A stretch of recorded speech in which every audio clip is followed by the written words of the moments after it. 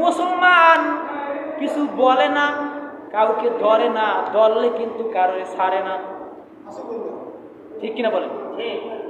মুসলমান ধরে না কিন্তু ধরলে কারো ছাড়ে না। কই তোমরা সংখ্যা খুব বেশি, এই জন্য বাংলার মুসলমানের উপর, পৃথিবীর মুসলমানের উপর, ভারতের মুসলমানের উপর বিভিন্নভাবে নির্যাতন করতে আছে না। এটা মুসলমানকে নির্যাতন করো না, বরং তোমরাই এক সময় ধ্বংস হয়ে যাবে। আল্লাহু আকবার। আজ দেখেন, এই যে কয়েকদিন আগে, প্রায় মাস ধরে আগে আমেরিকা আগুন লেগে সব ধ্বংস হয়ে গেছে, দেখেন না আপনারা?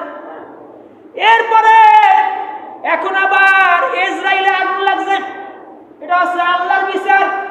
কয়েকদিন আগে আমার একজন বলে যে আল্লাহ পাক আবাবিল পাখি দ্বারা কাবাঘর হেফাজত করছে, করে নাই?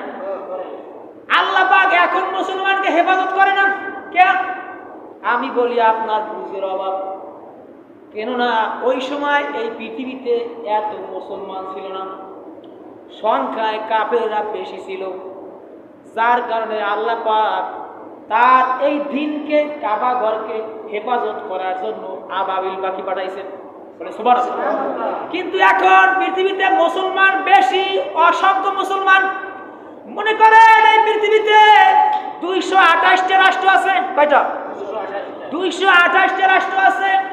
কম বেশি দুই একটা হতে পারে। 228টা রাষ্ট্রের ভিতরে 200 কোটিরও বেশি মুসলমান বাস করে। আল্লাহু আকবার। এবং 57টা মুসলিম রাষ্ট্র।